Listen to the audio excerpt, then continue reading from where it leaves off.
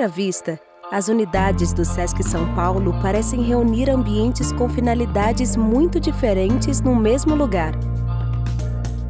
Piscinas, ginásios, clínicas odontológicas, teatros, espaços expositivos. O que teriam todos esses locais em comum? A programação também passeia por áreas bastante diversas: artes, esportes, saúde, lazer, alimentação, cidadania, turismo social, sustentabilidade.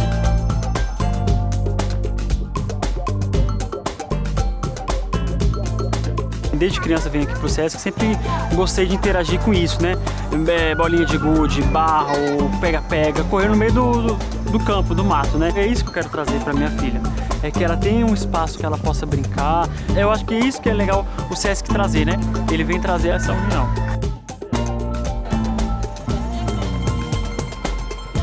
Isso me inspira muito, né? Ter uma qualidade de vida muito melhor. Porque eu já me cuidava antes, um pouquinho assim, né? Mas agora já mudou, tipo, alimentação, exercício, né? Agora eu saio mais um pouco. O Sesc é bom porque aqui é tudo planejado para ficar junto.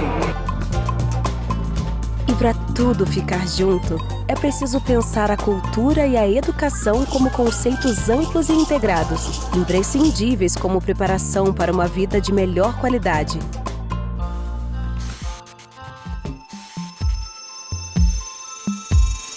Com uma trajetória de mais de 7 décadas, o Sesc vem expandindo suas unidades e desenvolvendo programas inovadores que contribuem para a melhoria do bem-estar das famílias de empregados do comércio de bens e serviços e do turismo.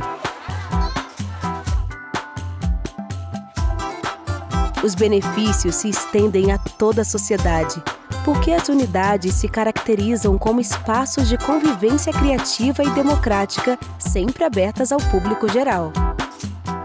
Onde o Sesc entra, você começa a mudar. Você faz uma coisa boa, a cidade começa a mudar. O Sesc tem um programa inovador que não existe em outras áreas do mundo, que é integrar as atividades do esporte com a saúde, com as atividades culturais, com o lazer, e um lazer criativo onde as pessoas se fazem, se formam, etc. There are other places that have athletics and they have something for older people. So they're organizations, but then I've never encountered something like Sesc that has that type of penetration into the neighborhood and also something cultural to nourish people's soul. O Sesc é uma das mais importantes instituições nesse país de produção de saúde mental coletiva. O acesso aos programas se expande com as ações virtuais, em conteúdos diversos na plataforma digital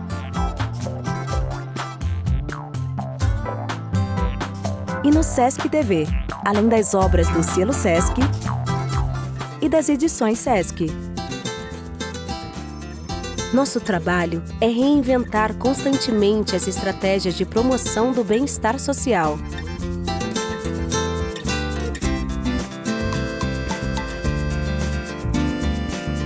O futuro já está em construção.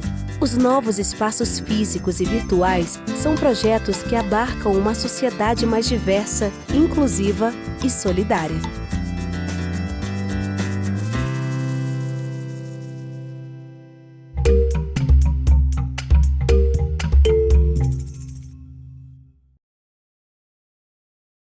Olá, meus amigos e amigas.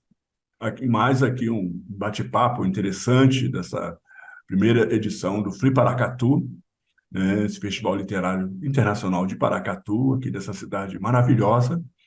E hoje, mais uma vez, a gente vai conversar, bater um papo com uma pessoa fantástica que, enfim, vai trazer aí algumas falas interessantes em torno dessa nossa exposição aqui na Praça Central, né, que é o Portinari Negro, né? Isso está dando o que falar aqui em Paracatu e, obviamente, já chegou aos ouvidos da Gabriela Azevedo, né, que é uma pessoa aqui do Rio de Janeiro.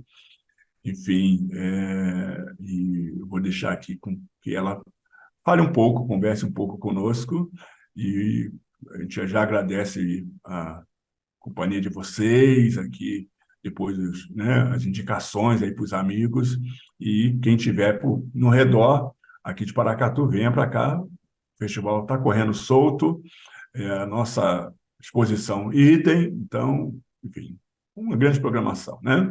Vamos para cá. E aí, Gabriela, como é que você está? Tudo bem? Tô ótima, Tom. Muito obrigada pelo convite. O evento tá lindo, né? E eu tô adorando estar participando junto com vocês dessa primeira edição de Paracatu. E tá incrível.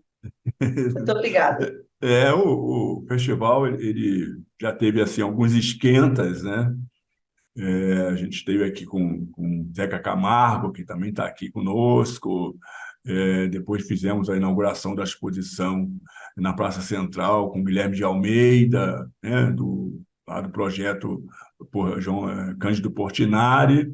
E agora estamos fazendo essas conversas aqui para que o público conheça um pouco mais desse projeto, que é belíssimo, né? O João Cândido, meu grande amigo, filho de Cândido Portinari, é sempre um camarada sensível a essas questões e ele é muito parceiro, né? Aqui tem que mandar aqui um abraço para o João Cândido.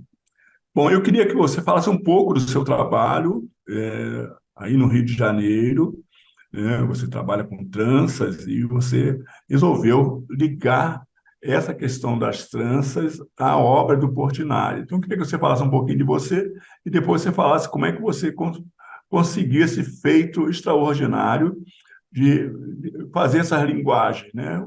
A coisa prática do teu trabalho hoje e a obra do Portinari, que, enfim, faleceu em 62, enfim, então tem bastante tempo que ele faleceu, mas que ele deixou aí um legado, né, nessa área das artes plásticas.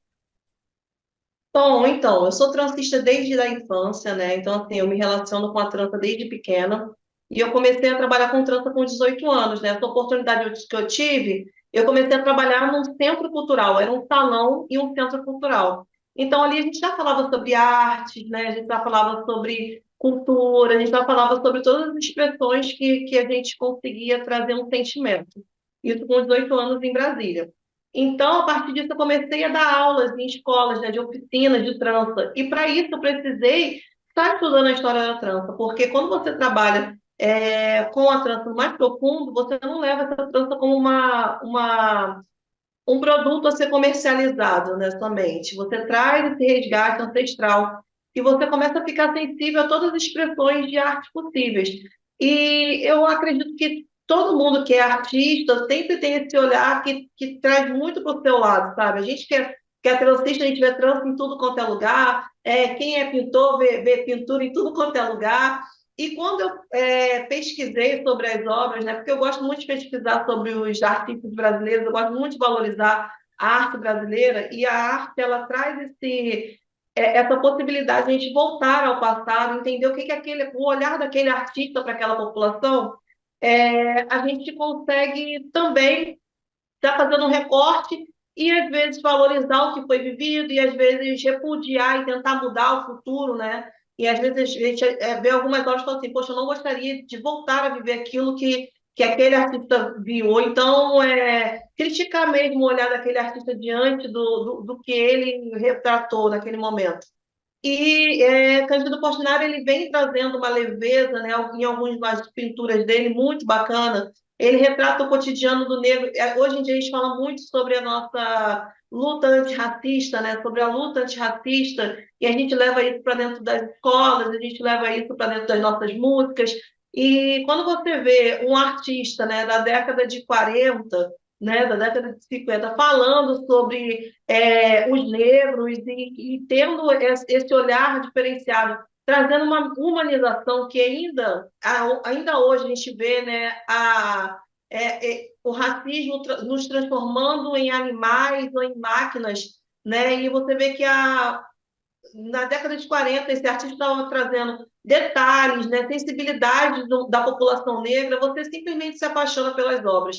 E quando eu vi a possibilidade, né, dessa exposição, trazer esse tema de trans, né, do Cândido, do Portinari Preto. Falando sobre a trans, eu falei assim, poxa, até que enfim eu tenho um espaço para falar o meu ponto de vista diante das obras, né? Porque às vezes as pessoas veem uma transista como algo periférico que ali ela não tem um lugar de fala, que ali ela não pode retratar o que ela está sentindo, porque aquelas tranças que foram feitas por Portinari foram feitas por mulheres que trançavam também. Então, assim, qual o sentimento que aquelas mulheres tinham naquele momento que elas estavam cuidando do cabelo dos seus filhos, né? Que estavam colocando um laço. Às vezes, num momento de muita luta, que até hoje né, da população preta, mas só que tinha aquele olhar de cuidado, de zelo, de beleza, de vaidade, né? E o Cândido do Portinari conseguir retratar isso, para mim foi incrível. Eu consigo enxergar a possibilidade de estar levando para dentro das escolas, juntamente com as tranças, esse diálogo, porque as tranças é um trabalho hoje do dia a dia, do cotidiano do brasileiro, até mesmo como renda, né? E a gente conseguir falar sobre Cândido através dessas tranças é incrível. Você fala assim, ó, você está próximo dessa realidade aqui. Isso foi desenhado, isso foi expressado no passado, isso existiu e não é nada novo sobre o sol. Eu achei muito importante e essa minha experiência com relação a ter passado por esses espaços de cultura é que me trouxe esse olhar também, de enxergar a minha fala dentro desses quadros de Cândido Portinari. Caramba, que viagem, hein, Gabriela? Que viagem. Faz É sentido? porque, não, muito sentido, né? Porque você trouxe na sua fala agora um aspecto bastante interessante, né? É que é como se o corpo negro, nos dois ambientes, né? No ambiente da arte, retratado no ambiente da arte, e no ambiente daquela pessoa que também vai consumir a arte, como se o corpo negro também não tivesse um olhar crítico, não tivesse um olhar de observação, ou seja, não pudesse ter discernimento para digerir uma obra como uma obra do Portinari. Quer dizer, ou seja, você não pode, o corpo negro não vai numa vernissagem, né? O corpo negro não frequenta a galeria, o corpo negro não vai a um museu, por exemplo, entendeu? E é tão interessante, né, como o Cândido Portinari, né, quebrou um pouco desses paradigmas ao levar essa arte para, digamos assim, a classe branca, classe nobre, sabe, a burguesia, né? Porque essas pessoas consumiram os quadros do Portinari, né? Então, ou seja, o corpo negro passou a fazer parte não só das grandes galerias, mas também passou a fazer parte dos ambientes requintados, como dizia a Carolina Maria de Jesus, né? Das salas de visitas, né? Em si, né? E um detalhe grande, que eu fui ao Congo algumas vezes, né? Na verdade, fui ao Congo 3 vezes, e uma bela... Numa das ocasiões, eu estava reparando numa trança de uma mulher, e aí achei a trança muito interessante, e eu estava numa espécie de uma birosca, né? Numa barraca tomando cerveja. A gente fazia uma cerveja muito interessante, que é uma cerveja de maçã, fazia cerveja de frutas, né? Eu nunca tinha visto aquela cerveja, era muito gostosa, meio adocicada, tal, dependendo da fruta, né? E aí você gostou da trança? Eu falei assim, gostei do desenho da trança, né? Ela falou, você sabe o que significa aquele desenho? Eu falei assim, não. Você, essa senhora é viúva 3 vezes. Então, a trança contava a história da viuvez desta mulher, né? Então, eu fiquei assim, muito... E caramba!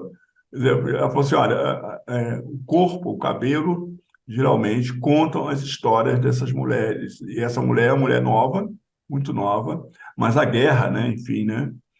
Mães que perderam filhos, né? Então, assim, o cabelo em si, do jeito que eles faziam, eles iam contando a história.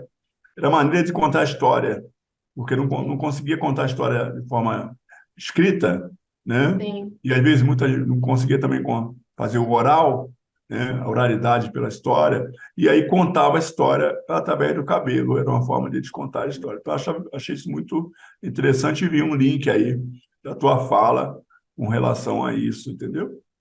Bom, então, isso é uma das coisas que eu fico sempre me poldando, sabe, no meu projeto. O nome do meu projeto é Transoterapia. Porque, assim, a gente precisa comercializar, a gente precisa ganhar dinheiro. A Você é gente da, não você é pode. desculpa, você é psicóloga da área Não, psiquiatria? Não. eu sou CEO do Transterapia, contratei a psicóloga para lidar comigo e com as outras pessoas que fazem parte do projeto. É, e assim, o que me traz, a memória que eu tenho da trança, ela é muito diferente da memória que outras mulheres têm da trança. Por exemplo, eu quando comecei a usar trança, quando pequena, a minha mãe cuidava de mim. Então era assim, era um momento que minha mãe tirava para poder cuidar de mim, para poder cuidar do meu cabelo, para poder estar comigo. Então eu dormia quando estava com o cabelo trançado. Então eu tenho uma memória muito gostosa e afetiva com relação às tranças. Tem outras mulheres que já têm uma memória de dor, que a mãe não tinha paciência, que a mãe sentava com ela entre as pernas, batia com pente na cabeça e tudo mais. Então, assim, o nosso relacionamento com o nosso cabelo, com a nossa estética, ele é muito importante. Porque depois, quando a gente vira uma mulher adulta, a gente vai relacionar muita coisa com o que a gente viveu na infância. Então, independente se a trança tem um monte de trança desenhada, se não tem, uma história você vai contar através desses cabelos. Aqui no Brasil a gente tem várias histórias, a gente tem as histórias que as tranças a gente usava como mapa de fuga, né? Que é uma história muito interessante. Eu falo para as minhas alunas de trança que se você, quando eu chegava aqui no Rio, quando eu vi uma mulher com cabelo muito grande, muito cheio, cacheado, eu já sabia que ela era fascista, porque geralmente as fascistas aqui no Rio que usam implantes gigantescos. Quando eu vi uma pessoa com cabelo super trançado, com cores, eu já sabia que era mais de Charmes de Madureira, porque em Madureira que as meninas usam cabelo com cor. Então, assim, a comunicação, a gente usa a estética para se comunicar. Com os Eu- dreads, a pessoa dread é o quê? Geralmente é a galera do reggae, né? A galera de Rastafari, Tem alguns Spark, curiosos, tem alguns que não é uma coisa nem outra, mas é curioso, tá? isso. E aí, quando a gente vai para essa área da comercialização, as pessoas às vezes não se importam em saber a essência daquilo que está sendo feito. Por exemplo, eu vi aqui nas obras de Cândido Portinari que ele fez questão em colocar a diferença entre os cabelos. Tem cabelos que são mais crespos, que ele desenhou, tem cabelos que são mais lisos, porque ali ele mostra a miscigenação de raça. Ele fez o quadro do mulato, mas só que o tempo todo também ele retrata nas crianças essa miscigenação com relação aos cabelos. Porque quando a gente fala sobre a cor, né, aqui no Brasil, a gente não olha somente a nossa pigmentação de pele, a gente olha os nossos traços, principalmente o cabelo crespo. Às vezes uma pessoa que é um pouco mais clara, mas tem cabelo crespão, ela passa como uma pessoa negra, porque ela é. Então, assim, o cabelo, quando é retratado na obra do Cândido Portinari, é algo muito importante para a gente entender o lugar que ele vivia, essas pessoas que ele se relacionava, esse olhar que ele tinha, e a comunicação que eu vejo, que sempre laço vermelho, eu não sei se ele tinha uma fissura por pintar laços vermelhos, mas quase todas as obras dele, os laços eram vermelhos. Será que era? Aí eu fico imaginando, será que era o tecido que estava sendo mais vendido na época, que era propício a fazer esses laços vermelhos? E Vamos eu fico perguntar, viajando. vamos Hã? perguntar ao João Cândido, filho Vou dele, ter que entendeu? perguntar. E assim, é isso, sabe? Eu acho que as obras de arte, elas servem para isso, para a gente poder observar realmente aquele momento que a pessoa estava vivendo e entender por que que ele fazia. Os penteados, eu via que eram sempre duas tranças, não eram as tranças. Eu percebo que dentro de um período de pós-escravização, não vinham aquelas tranças muito trabalhadas. Eles começaram a trabalhar depois, aquelas tranças bem trabalhadas bem depois. Porque a gente que é negro, a gente começou a conseguir resgatar a nossa identidade, né, depois de um certo tempo. Depois da escravização, ainda existiu um resquício muito forte de servidão. Então, assim, muitas pessoas ainda não usavam seus cabelos como elas gostariam, como usavam em África, né? Mas depois de um certo tempo que foi se buscando voltar a essa identidade das tranças mais forte. E a comunicação estética, ela é essencial para que a gente não perca a nossa cultura, né? Tem algumas pessoas que eu conheço que são de África que falam bem assim, cara, vocês aí no Brasil, vocês às vezes exageram. A gente aqui não está usando esses tecidos estampados o tempo todo, a gente usa peruca lisa, a gente não está usando trança o tempo todo, a gente não se importa mais com isso. Vocês realmente tentam buscar o tempo todo a cultura. A gente sente saudade, sabe? A gente que é brasileiro sente muita saudade da nossa cultura africana. E, de repente, alguns países que foram colonizados e deixaram de ser colonizados ainda estão com um resquício muito grande, ainda não sente saudade. Mas a gente, quando busca, eu acredito, eu até falo, gente, eu acho que o Rio de Janeiro é o lugar que mais se ganha dinheiro com trança no mundo. Porque em África eles fazem de forma afetiva, muitas das vezes. Não tem essa questão da comercialização das tranças. Né? Tem muita questão da irmã fazer da tia, da prima, não sei o quê. E aqui no Rio de Janeiro a gente conseguiu colocar, no Brasil a gente conseguiu colocar como uma profissão mesmo. E aí, quando a gente vê essas obras mostrando que a gente não é de hoje que usa esse estilo de cabelo, que já existiam pessoas utilizando, porque quando você chega numa casa de uma pessoa branca e vê um quadro valorizando a beleza e a cultura da pessoa negra, isso ali é uma educação antirracista. Esse branco ele começa a se acostumar com esse olhar do negro de um outro lugar. Quando a gente vê que tem pessoas, que tem artistas que tinham esse olhar nessa época, para mim é incrível. Eu estou assim, apaixonada, enlouquecida. Eu queria estar aí em Paracatu para abraçar esses monumentos gigantescos que vocês montaram aí na praça. Não, fantástico, né? E você falou de algumas pontuações que eu gostaria de destacar. Eu estive em vários países africanos, né? E passei 3 anos em Angola, por exemplo, né? Então, assim, primeiro, o pessoal já é africano, né? Então, não tem, assim... Então, parte desse pressuposto. Já sou africano. E, ao ser africano, eu posso ser qualquer outra coisa. Então, eu me lembro que em Angola, as pessoas, os mais velhos, né? As pessoas mais velhas, cultivavam muito ainda essa cultura da trança. Agora, por exemplo, isso dependendo das províncias. Luanda, por exemplo, você tem uma juventude que está assim, abrindo a porta para Nova York. Quando as pessoas andam, o que mais vende lá é cabelo para botar aplique. Comprado no Rio de Janeiro, na 7 de setembro, no Rio de Janeiro. Então, eles vendem cabelo, as mulheres usam os cabelos, né? Chama aplique, né? Aqueles cabelos, né? Então, usam aqueles cabelos, alguns enormes, cabelos enormes, todos alisados, né? Então, assim, mas assim, a geração mais antiga é que trabalha isso. Um outro dado importante com relação é que nós temos 54 países do continente africano. Obviamente, né, a gente imagina o Brasil, se você vai ali no sul, ou seja, né, os 3 estados do sul ali, Santa Catarina, Paraná e Rio Grande do Sul, você vai ver um Brasil completamente diferente, né? Parece que a gente não está no Brasil. E acontece isso também nos países africanos, né? Nem todo lugar usa trança, nem todo lugar usa o pano da cabeça, né? Que é, na verdade, o pano da costa, né? Muito usado para cobrir a cabeça. E há uma cultura para isso, né? Uma cultura religiosa, por exemplo, uma série de questões. Há o turbante também. Nem todos os lugares usam isso, né? E a gente ainda está muito com a visão menoscabada, muito rasteira, do que do que são os países do continente africano. É mais fácil, Gabriela, qualquer pessoa dissertar sobre Itália, França, Portugal, Estados Unidos, qualquer Grécia, Japão, do que dissertar sobre países africanos. As pessoas não conhecem.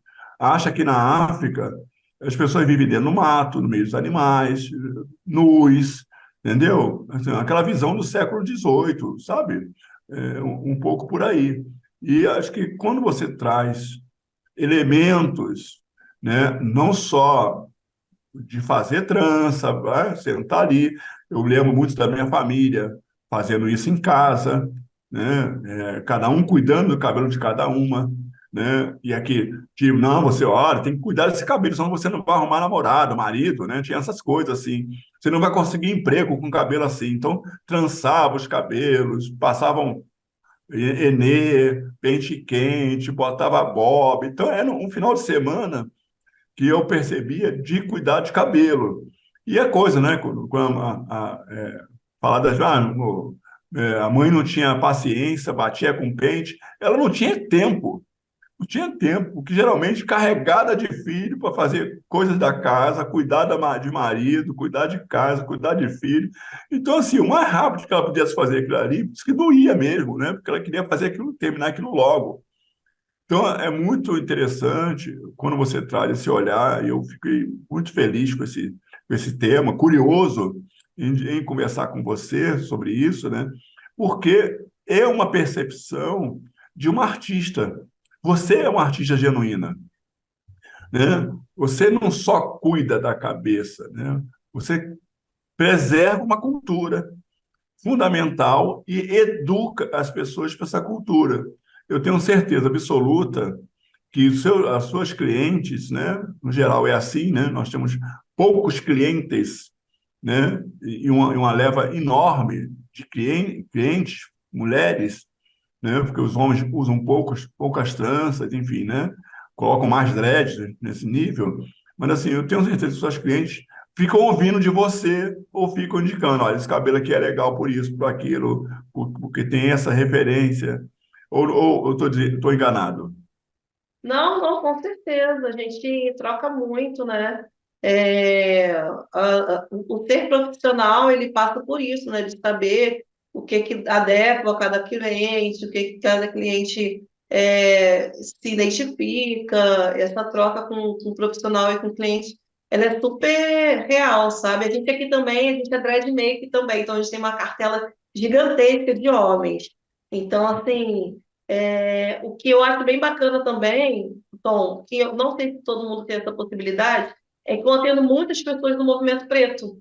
Então, assim, além da gente fazer os trânsitos, a gente troca muito, a gente conversa bastante sobre política, sobre arte, sobre tudo, né? Cultura. E porque é um tempinho, né, que a gente fica com o cliente na cadeira e a gente vai aproveitando para poder fazer esses nossos pitches, né? Os network, as trocas, as conversas afetivas. E é muito bacana, isso é muito ancestral, né? Isso é muito africano. Eu acho muito gostoso. Assim, é tão imbricado isso na nossa cultura, porque todas as culturas, todos os povos do mundo, preservam as suas culturas, preservam, né? E aí você, por exemplo, estava falando do Sul, né? Então, eu conheço bastante o Sul. Você vê culturas germânicas, as pessoas com a vestimenta, há regiões do sul, sobretudo interior de Santa Catarina, do Paraná, onde tem língua própria dessas pessoas. As pessoas não falam só o português, eles têm uma língua. Essa língua tem jornal, tem rádio, tem todo um veículo de comunicação local, por exemplo, lojas com nome, sabe? Então, assim, mas no nosso caso, eu falo no nosso, né, sobre essa perspectiva de ser negro e negra no Brasil, no nosso caso, isso às vezes vira uma curiosidade, assim, maluca, né, de você as pessoas devem querer colocar a mão na tua trança, assim, sabe? Coisa desse tipo, né? Como se a gente não pudesse fazer isso, né? E isso cria também muitas distorções. Já vi muita gente do movimento negro usando roupa indiana, achando que era africana, por exemplo, né? Nem todo pano que chega no Brasil vem da África, ele vem da Holanda, né? Vem de outros lugares, e são imitações de panos, né? Africano, que é, no caso, a costa, né? Tem panos fantásticos, né? Costa da Mina, ali, aquela Nigéria, aquela região tem panos fantásticos, né? Até brinco que a fita do Senhor do Bonfim da Bahia, de Salvador, não é feita lá na Bahia, é feita em São Paulo, né? Então, eu até brinco com relação a isso. Mas eu acho que esse trabalho ele tem uma finalidade e como uma obra cria gatilhos para outros aspectos que a gente não consegue enxergar no dia a dia. Quer dizer, uma obra feita, né, há basicamente quase 70 anos, né, que é o caso, né, do Cândido Portinari, e ali o boom da obra dele ali, dos anos 30, 40, 50, né? Ele morreu em 62 em função de problemas causados pelo efeito das tintas em si, né? Então, morreu ali em 62. Ele tem outras linguagens também, além. A gente não está falando que só é de um artista branco, né? Mas assim, traz umas outras linguagens fantásticas da obra dele. É um pintor mundialmente conhecido, extraordinário, né? O quadro dele, né? Guerra e Paz, é um desses aspectos da grandiosidade da obra dele, mas ele também soube retratar com beleza, com ternura, né, esse período que vem da virada do século XIX para o século XX, que é um período de muitas transformações sociais. O negro vai começar a se posicionar na sociedade, não mais como escravizado, mas como um homem livre, né? É livre de terceira categoria, mas é livre, né? Então, hoje nós estamos galgando outras categorias sociais, com muito sangue derramado ainda, com muito suor, com muito esforço para criar filhos, né? Para nos protegermos dos extermínio, sobretudo de jovens negros no Brasil. Mas eu acho que tem sempre uma pontinha de esperança. E eu vejo uma pontinha de esperança aí no teu ateliê, na tua forma de trabalhar. Sim, sim, a gente luta pela liberdade, né? A gente luta para poder andar tranquilo. Eu sou aqui do Rio, a gente sabe como é a questão do racismo, né? O racismo ele mata, né? E quando a gente vê projetos como Portinari Negro trazendo para dentro de uma cidade que tem mais de 70% da população preta, está levantando a autoestima dessa população, trazendo essa população para se enxergar, eu vejo que é isso, né? A esperança está aí, né, no fazer, né, não somente eu tenho esperança que as coisas vão melhorar, não, tá aí no fazer mesmo, no projetar e realizar. Aqui a gente, aos poucos, a gente vai fazendo o que dá para a gente fazer, porque é isso, né, a gente que é mulher, preta, a gente sempre tá carregando, às vezes, mais do que a gente consegue, mas hoje a gente está tentando rever essa história e está fazendo realmente o que dá para fazer, se juntando com pessoas que estão produzindo também para se fortalecer, fazer alianças mais firmes. Eu sou uma mulher negra, mãe de 4 homens, sou casada com um homem preto.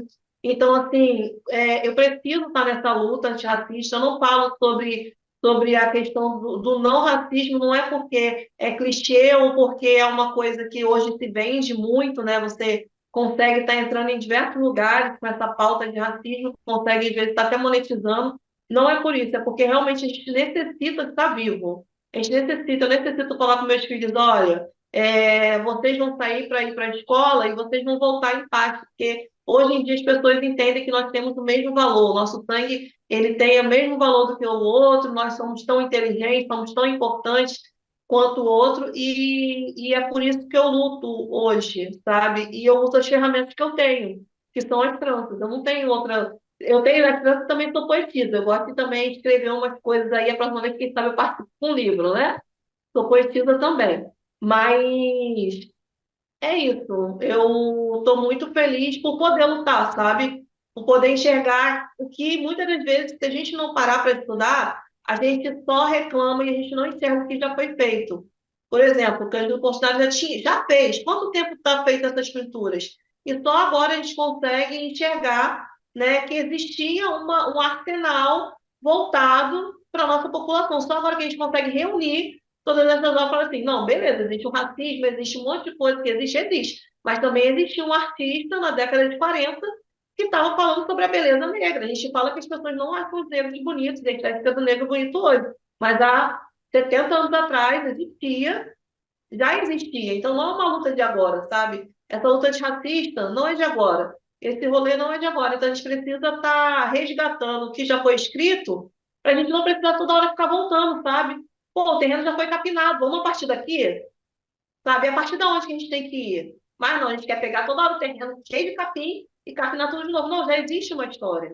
Vamos resgatar o Agora, que já existe para poder ir para frente, senão a gente não vai, né?